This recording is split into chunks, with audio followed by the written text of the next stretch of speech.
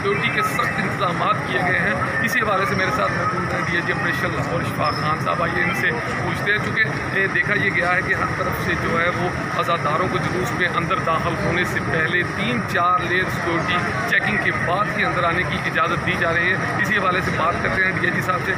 बिल्कुल, आपको पता है जी कि ये जो कन्वीनियंस और सिक्योरिटी है ये दोनों साथ साथ नहीं चलते। अगर हम कन्वीनियंस देखते रहे लोगों के लिए तो वो सिक्योरिटी ब्रीच हो सकती है जो कि फिर नाकाबिल तलाफ़ी नुकसान हो जाता है। हमने तभी 3 टीयर्स पे सिक्योरिटी लगाई है। अगर आप भी आए होंगे तो लोगों ने आपको चेक किया होगा और हम बड़े शुक्रगुजार हैं कि मीडिया वाले भी अब चेक करवा देते हैं। तो जितने भी ज़ायरीन आ रहे हैं, जो शुरका आ रहे हैं इसके अंदर पंडाल में, वो तमाम भी चेक होके आ रहे हैं, मेहनत कर रहे हैं। और आप देखें कि आपको सिक्योरिटी के लिए इस वक्त पुलिस के सैकड़ों लोग लगे हुए हैं। वॉलंटियर्स जो सैनिया स्काउट्स, मामिया स्काउट्स हमारे साथ वो भी काम कर रहे हैं। अमन कमेटी के लोग शाना बिशाना हमारे साथ काम कर रहे हैं। तो मैं समझता हूँ कि जो इस दफ़ा सिक्योरिटी अरेंजमेंट्स है, मैं ख़ुद भी अभी पूरे लाहौर से चक्कर लगा के आ रहा हूँ। CCPO साहब, IG साहब पंजाब अभी आपने देखा होगा यहाँ से होके गए हैं।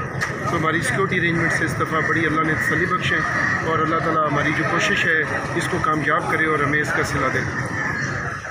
जी बिल्कुल, जैसा कि इशफाक खान साहब ने बताया है कि इस दफ़ा वाकई ही पिछले सालों की निस्बत सिक्योरिटी सख्त रखी गई है। क्योंकि इशफाक खान साहब का ये भी कहना था कि पूरे लाहौर में मैंने खुद सिक्योरिटी चेक की है। ना सिर्फ पुलिस के एहलकार बल्कि अमन कमेटी और दूसरी एजेंसियाँ भी यहाँ पर ताउन कर रही हैं ताकि किसी नाखुशगवार वाक़या से बचा जा सके। इसी हवाले से किसी शख्स को भी 3 लेयर सिक्योरिटी चेकिंग के बाद ही जुलूस में आने की इजाज़त दी जा रही है। जी।